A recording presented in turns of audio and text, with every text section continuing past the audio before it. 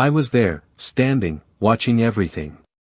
That sophisticated restaurant, the glasses of wine, the discreet laughs, and her. Sitting at the table with him, laughing, as I held the divorce letter in my hands. Adrenaline was pulsing through my veins, but my expression? Unshakable. I already knew everything. Every lie, every lame excuse, every look she gave me while hiding secrets behind a forced smile. The worst had already happened, and I had decided to end it in the most surgical way possible. She didn't know I was there. I didn't know that I had already discovered everything. Her lover, that guy she swore was the future she so desired, was so engrossed in the game of seduction that he barely paid attention to his surroundings. As I approached, I felt the shock wave that hit her as soon as she saw me. Her face turned pale, her lips trembled, but she still tried to maintain her composure. That's when I placed the letter on the table, between her glass of wine and her plate. She looked at the envelope as if it were a bomb about to explode. And, in a way, it was. Shock filled his eyes, but what came next was unexpected. Tears. Tears that I didn't know if they were of regret or pure despair. She tried to say something. He tried to justify the betrayal with words that seemed pathetic as they came out of his mouth. "It's not what you think," she murmured, her voice breaking, but I didn't need to hear any more. I knew everything. I had followed her every move, watched from afar as she stabbed me in the back, night after night. I could have confronted him sooner, but I chose the right time. Now, the lover was there, observing the scene, without understanding the dimension of what was happening. I prepared for this. For every tear, for every plea. But what she didn't know was that her betrayal wasn't the worst part of this story. I discovered something much bigger.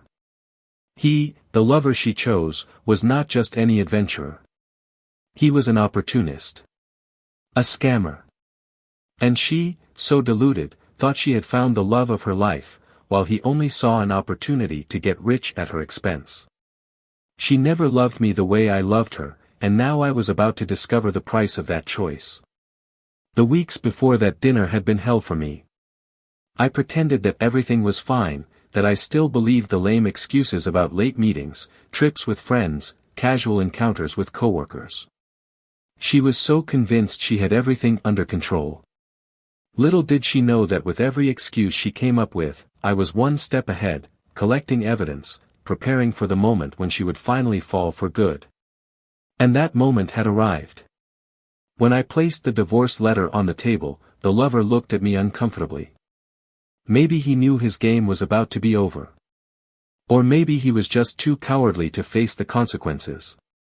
In any case, that was the last time I would see him. And she, well, she had no idea what was coming next. "I think you should read this," I said calmly, pointing to the envelope. She looked at me with teary eyes, trying to maintain what dignity she had left, but her hands shook as she opened the paper. I could hear her breathing quicken as she read the words that would seal the end of what was once our marriage. But what really destroyed her wasn't the divorce. That's what I said next. "Your future, with him," I said, gesturing toward the man who now looked uncomfortably small in the chair. "This man who you think is going to give you a new life, he's already on the run. You think he loves you, but all he wanted was your money." She blinked, confused. "I followed you for weeks. I know every penny you transferred to him, every investment you made. He deceived you, just like you deceived me." The impact of these words was immediate. The lover, until then silent, began to move, restless. I smiled slightly, watching as he struggled to maintain control of the situation. He didn't expect that. Neither does she. She betrayed me for a dream that didn't exist, and now she was trapped in a web of lies that she herself helped weave. The most ironic thing of all is that, at the moment when she needed him most, he would abandon her without looking back. "He's going to leave you," I continued. "And when that happens, you won't have anything left. Not me, not our children, not the money you thought you would have." The tears finally fell in their entirety. Tears of regret? Perhaps. But it was already too late for that. I turned and started walking towards the door. She tried to call me, tried to ask for one last chance. But her time was up. The game was over. Now all that was left was to watch as the house of cards she built crumbled. And I, for the first time in a long time, felt free. But what happened to her? The lover ran away that night, as I had predicted. She, however, was left with the consequences. What's left of that woman I once loved? What did she discover after that fateful dinner? Well, that's something you're going to want to know. Welcome to our channel. Here, we do not support any type of betrayal. All of the stories you will hear are fictional, created to show how betrayal can destroy lives and relationships in irreversible ways. The moral behind each narrative is clear: those who betray always pay the price. Get ready, because now you are going to hear a shocking story, full of twists and turns. Fasten your seatbelts and good story. John had felt the weight of responsibility since he married Sarah. From the beginning, he had known that building a life together would require sacrifices, and he was willing to face each one of them. Sarah was the type of woman who captivated everyone around her.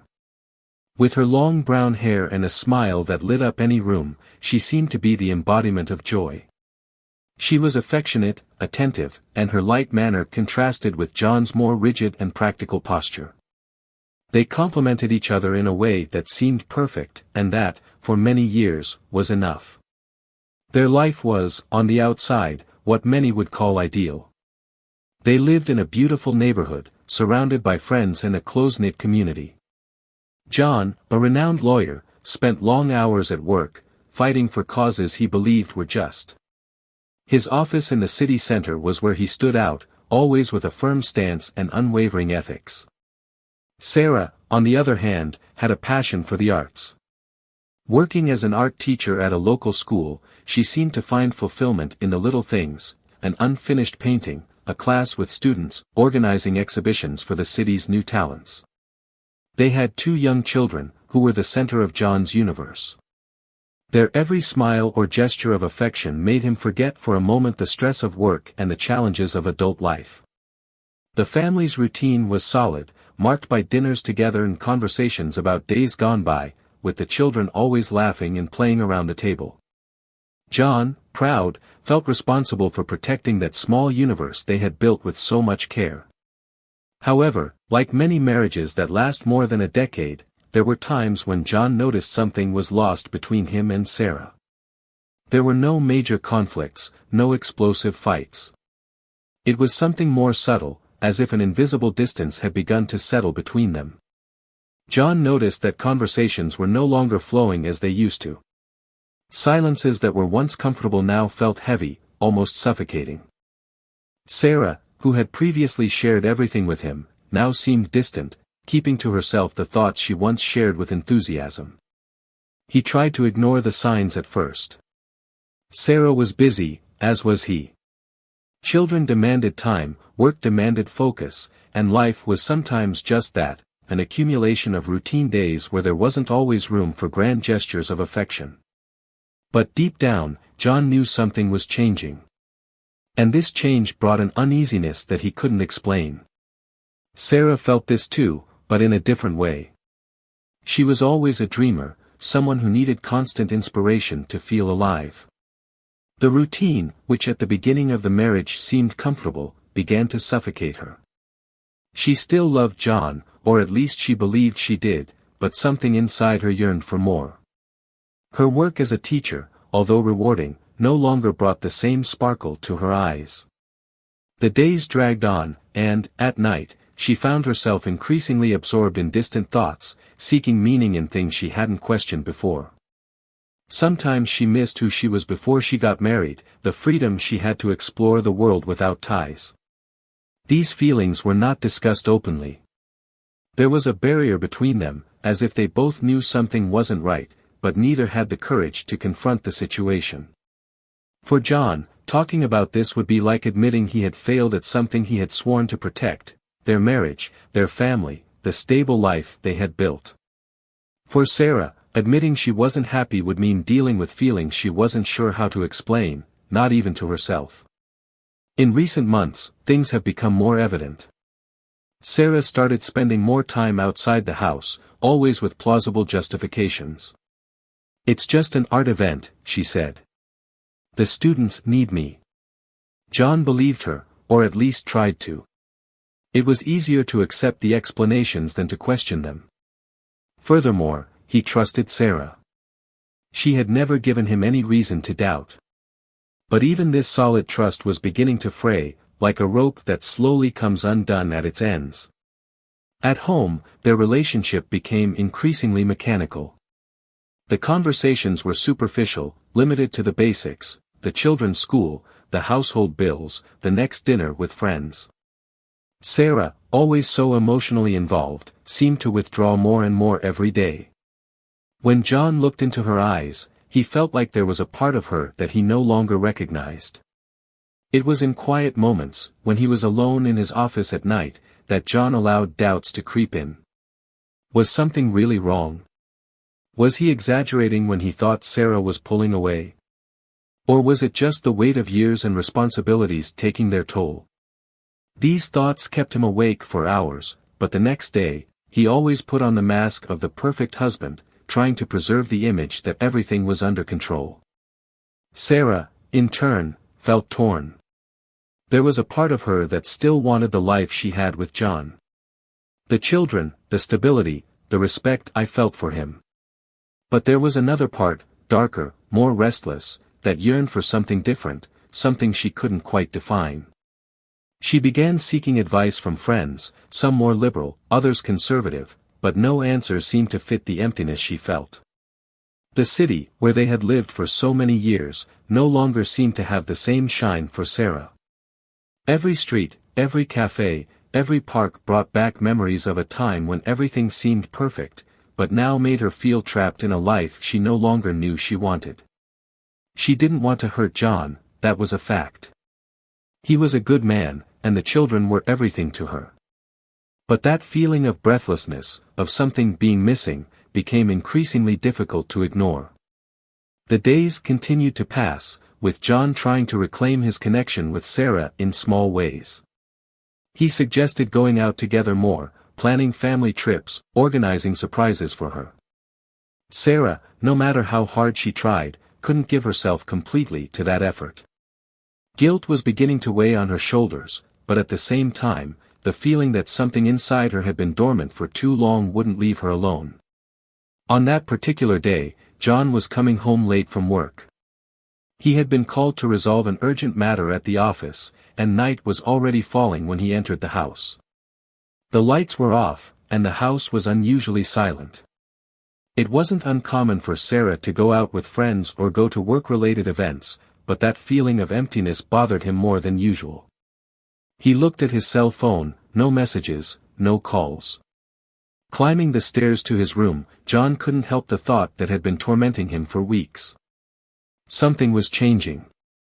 Something was about to happen.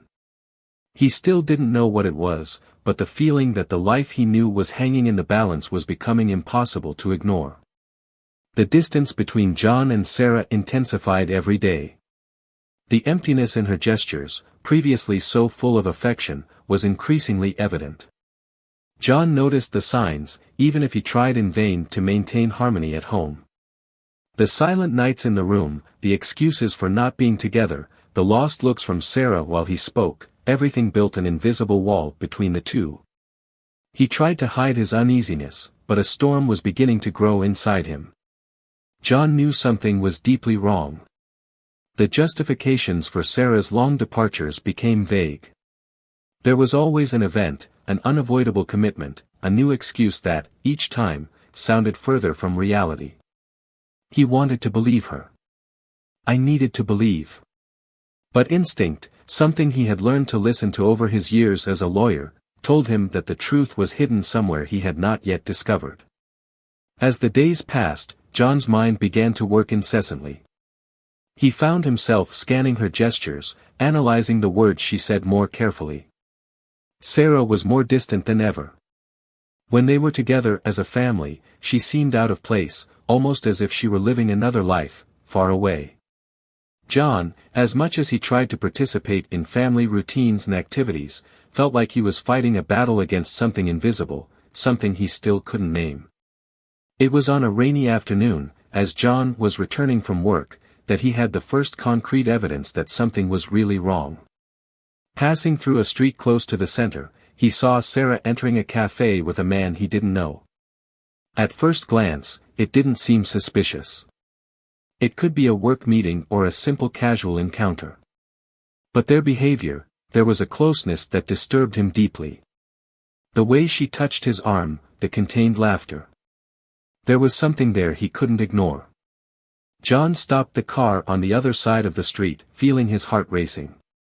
The doubt that had been gnawing at him for months was about to be confirmed. He stood there, watching from afar, with a mixture of pain and disbelief.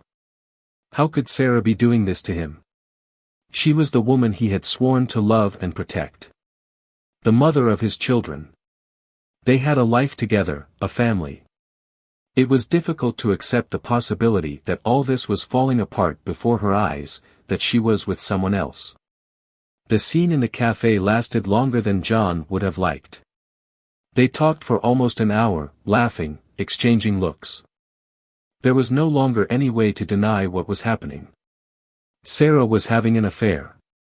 The reality was clear and brutal. He felt like his chest was being crushed from the inside, but he didn't react.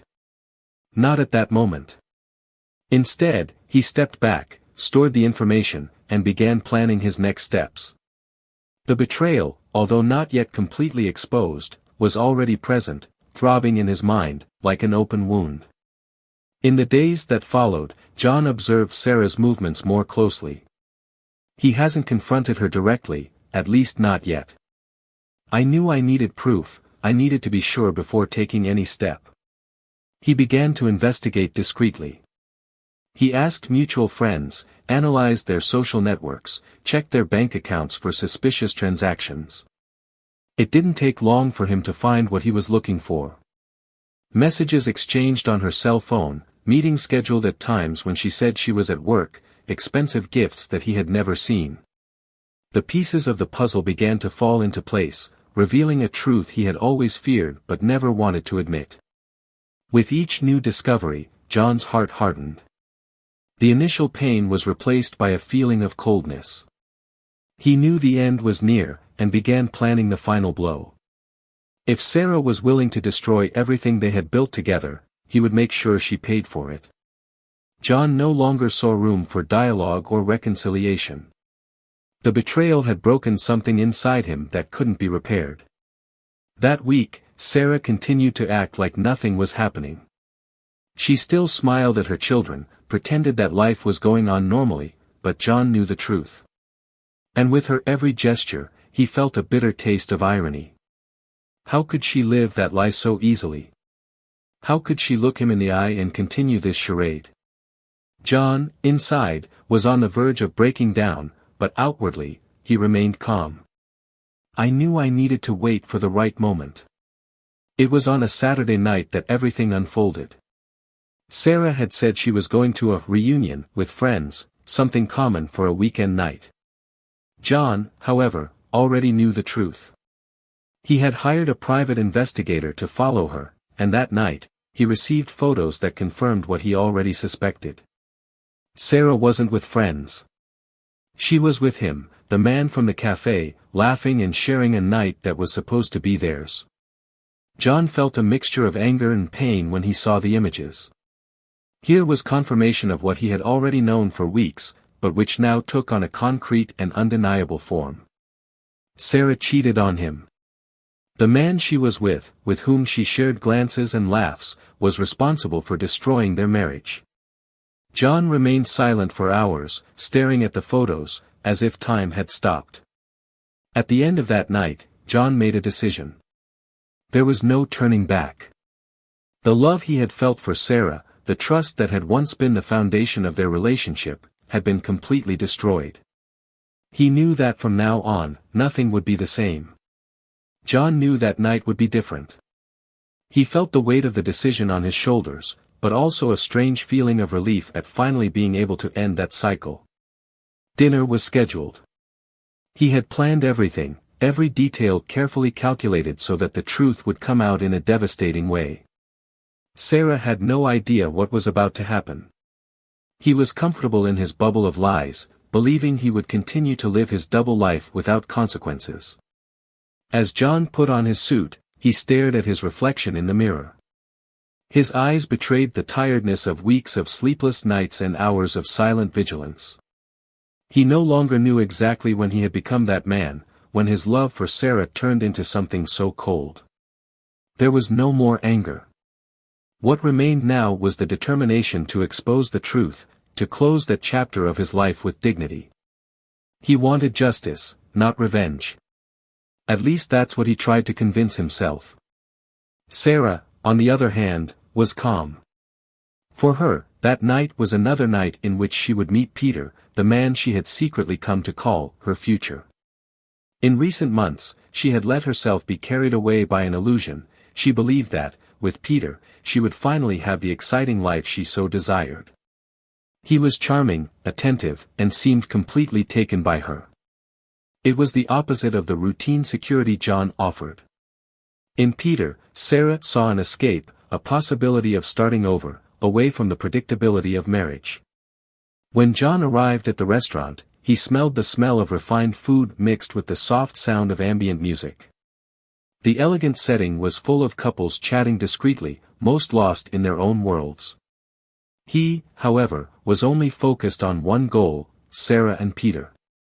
He knew exactly where they were sitting, he had seen both of their names on the reservation, and that made him certain that that night would be the end of the farce. He walked through the restaurant with steady steps, without hesitation. When he finally saw them, his stomach gave a slight knot. There they were, laughing carelessly. Sarah looked beautiful, wearing the blue dress John had given her for their anniversary. Ironically, it was as if she was betraying him with the very memory of what they had once been. He watched for a few seconds before approaching. "Good evening," said John, with a restrained smile, as he placed the divorce letter on the table, among the wine glasses.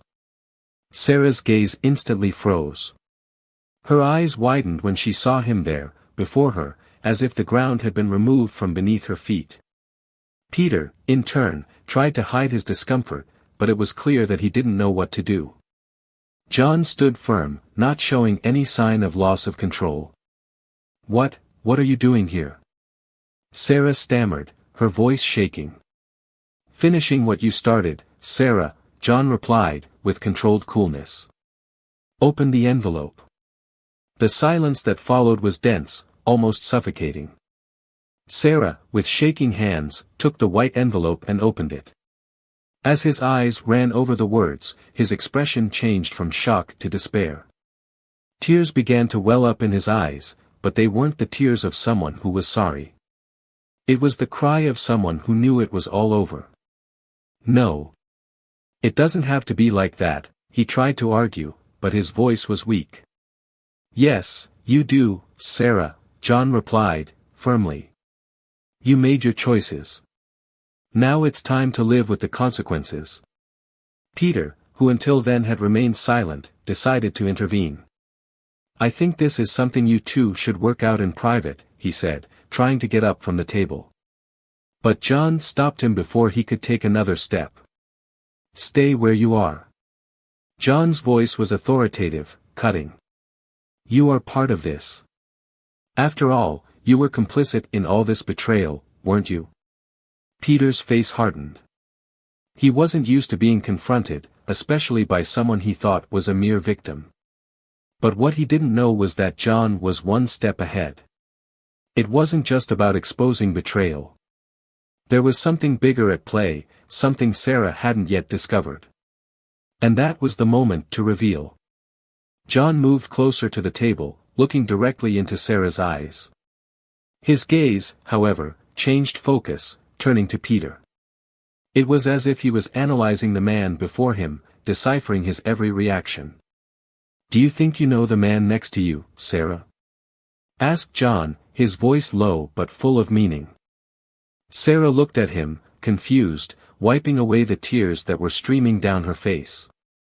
She still didn't understand what John meant. "What are you talking about?" She looked at Peter, looking for an answer, but he remained silent. "This man, Peter, your future. He's not who you think he is," John continued, now with a slight smile on his face. "He deceived you, Sarah. Just like you tricked me.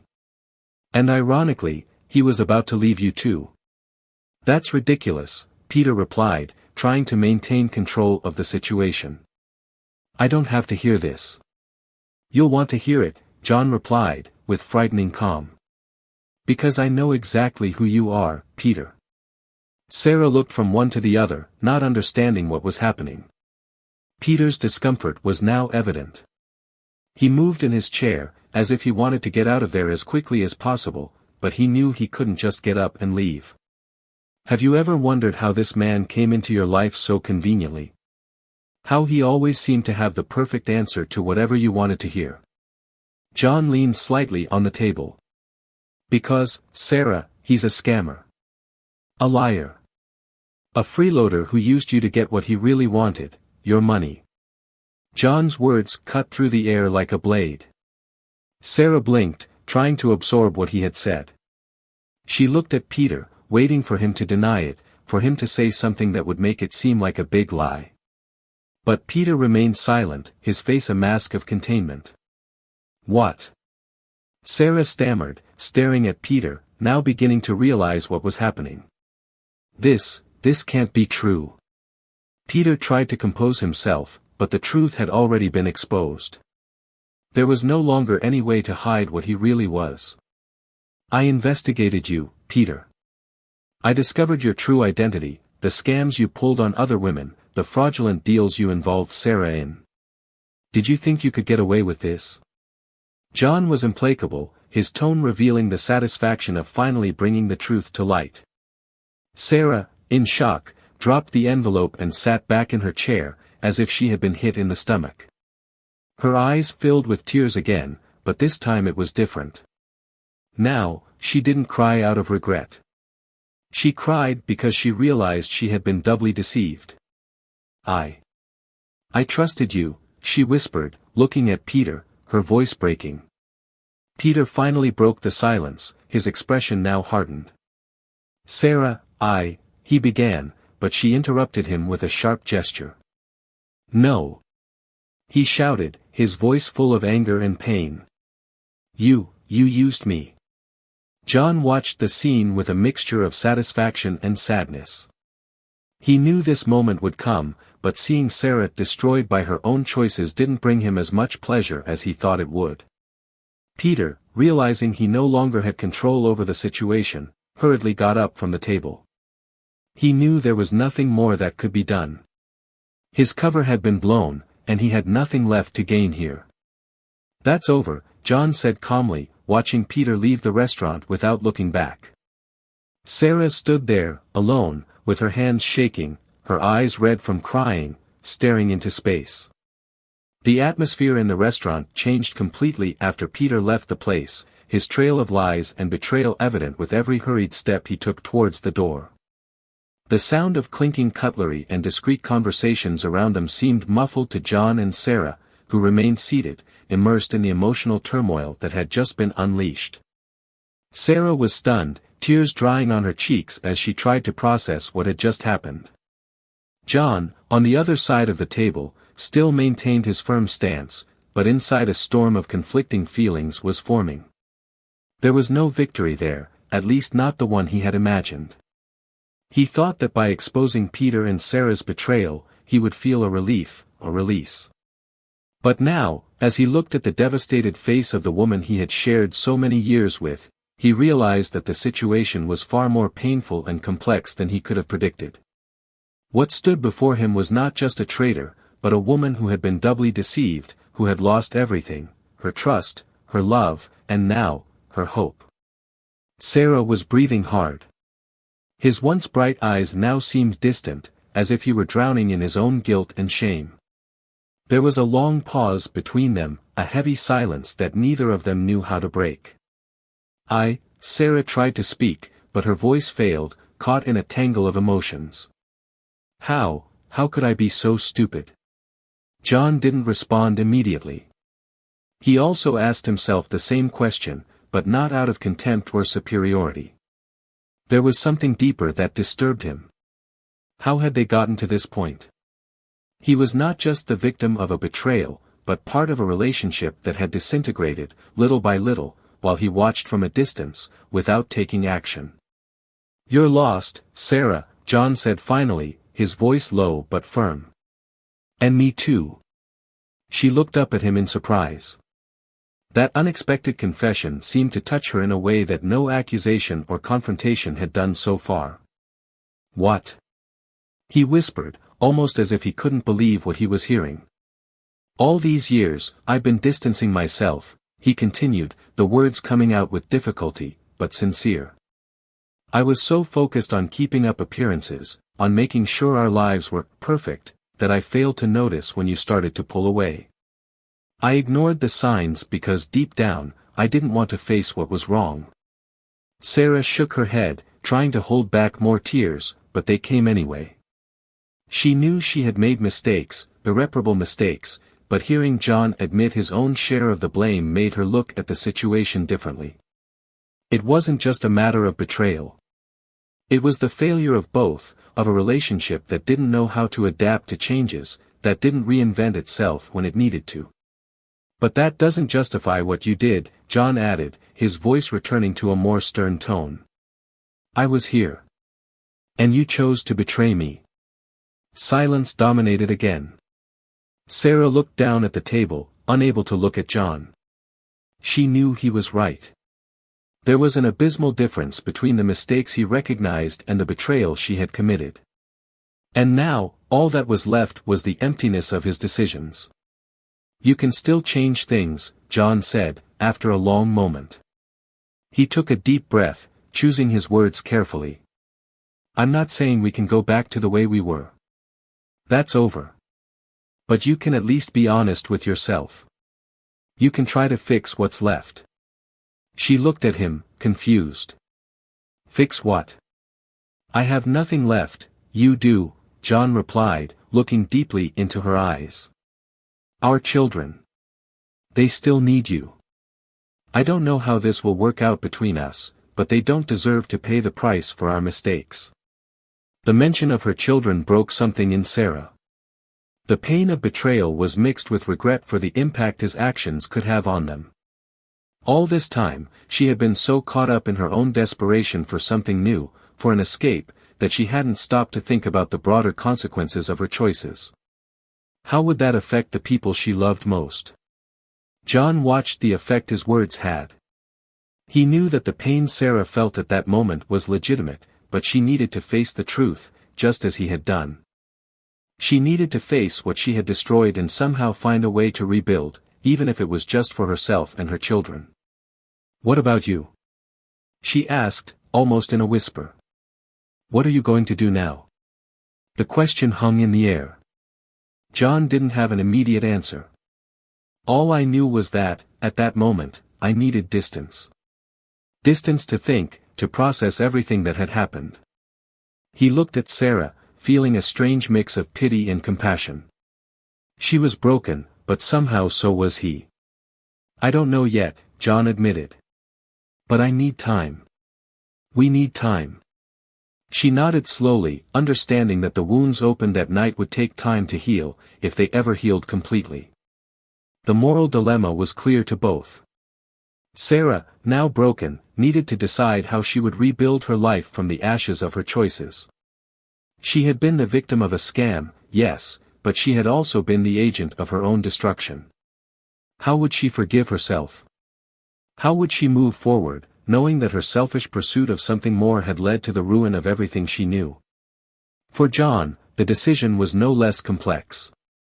He knew that, as much as he wanted to distance himself from Sarah, there was an unbreakable bond between them, their children. He couldn't just disappear, nor let hatred or resentment dictate his next actions. There was much more at stake than wounded pride or a broken marriage. He slowly got up from the table, putting on his coat while Sarah watched him silently, with an expression of restrained despair. "I'm going to watch the kids this week," John said calmly. "You can have as much time as you need to think, to compose yourself." Sarah nodded, still unable to form a complete response. She knew he was trying to be fair, but she also knew the road ahead would be hard. There were no promises of reconciliation, no guarantees that they would ever be able to rebuild what they had destroyed. What remained was an uncomfortable silence, heavy with the weight of everything that had been said and done that night. John took the first step toward the door, sensing the gravity of the situation. He didn't look back. There was something about him that said this was the end of a part of his life he had never imagined losing.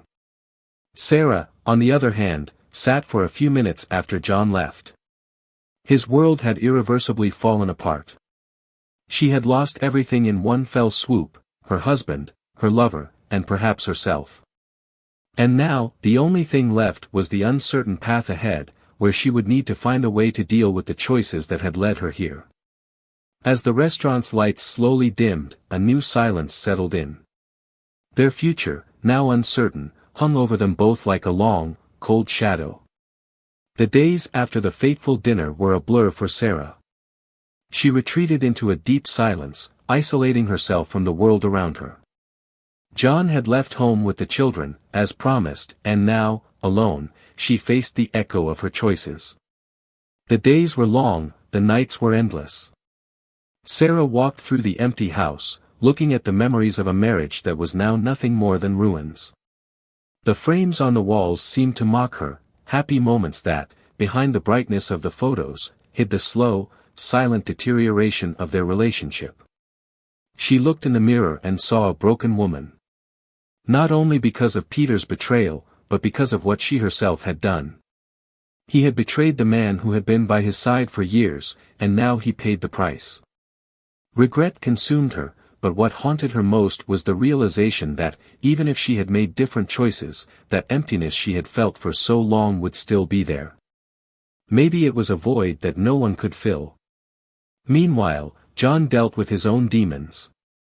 Having the children with him brought some comfort, but the weight of failure continued to haunt him. The divorce was initiated, and although the legal issues were important, what worried him most was the impact it would have on his children. He watched them play, laugh unpretentiously, unaware that their lives were about to change forever. John knew he needed to be strong for them, but there was a deep pain that he tried to ignore, something that only time could heal. Sarah tried several times to talk to John. She wanted to explain, she wanted to apologize, but she knew that no words would correct what she had done.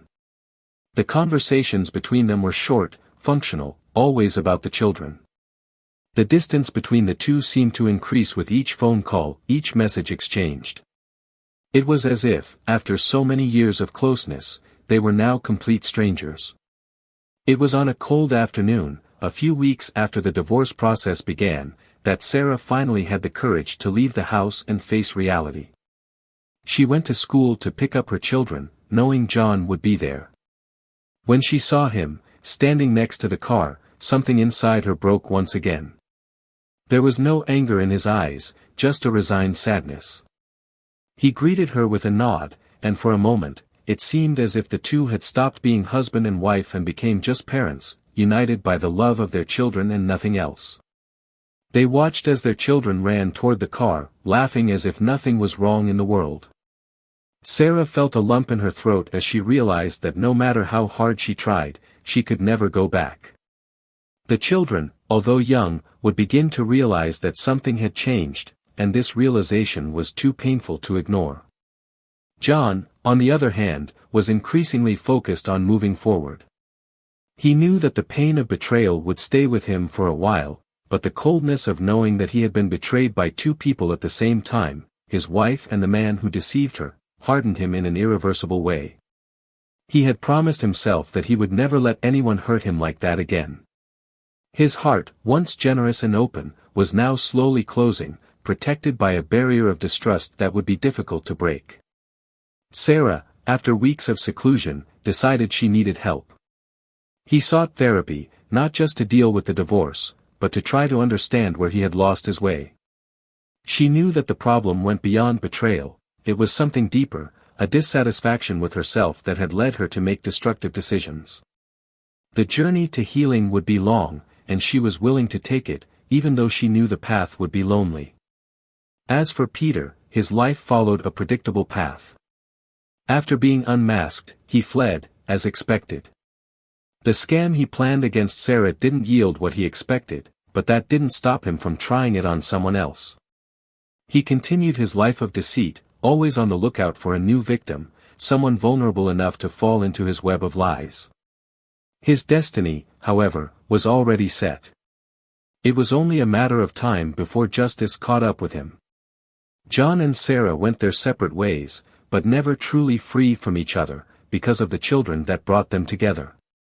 Over time, the pain of betrayal turned into bitter acceptance. Sarah, slowly rebuilding her life, and John, closing himself off even more, focusing on his career and his children. The love they once shared had disappeared, but the impact of everything they experienced would never be forgotten. Sarah looked to the future cautiously, knowing that her choices had completely redefined her trajectory. She was no longer the woman who dreamed of a perfect life with a man in love. Now, all that was left was to face the truth of who she really was, and find a way to live with it. And John, even if he would never openly admit it, missed the simplicity of the past, the days when he believed that love could overcome anything. Now, he knew that some wounds are too deep to be healed with time alone. This story is about betrayal, but also about the consequences of our choices and the complexity of human emotions. Cheating is not just breaking someone's trust, it means breaking yourself, and often the consequences of this break are irreparable. If you liked this story, comment what you thought and share your opinion.